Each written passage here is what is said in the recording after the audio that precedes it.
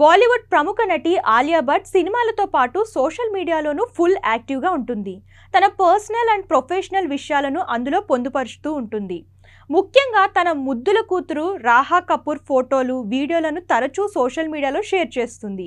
ఇవి క్షణాల్లోనే తెగ వైరల్ అవుతూ ఉంటాయి.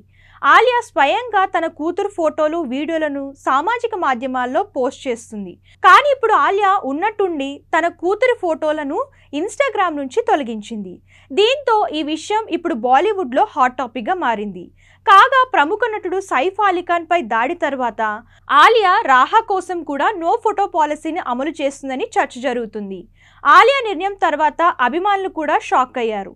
అదే సమయంలో చాలా మంది ఆమె నిర్ణయాన్ని సమర్థించారు. ఆలియా ఈ ఆకస్మిక నిర్ణయం తీసుకోవడం వెనుక రాహా భద్రత ప్రధాన కారణమని అభిమానులు చెబుతున్నారు. నిజంగా చెప్పాలంటే జనవరి 16న సైఫ్ కరీనా ఇంట్లోకి తెలియని వ్యక్తి ప్రవేశించాడు.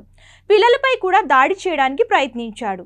దాడి చేసిన వ్యక్తి బారి నుంచి పిల్లలను రక్షించే క్రమంలో సైఫ్ తీవ్రంగా గాయపడ్డాడు. దాడి చేసిన వ్యక్తి సైఫ్ను 6 సార్లు కత్తితో పొడిచాడు. ఆ తర్వాత సైఫ్ అలీ ఖాన్ తీవ్ర రక్తస్రావంతో ఆసుపత్రిలో చేరాడు. ఆ సంఘటన తర్వాత సైఫ్ కరీనా, తైమూర్ జేహ్ కోసం నో ఫోటో పాలసీని కూడా అమలు చేస్తున్నారు.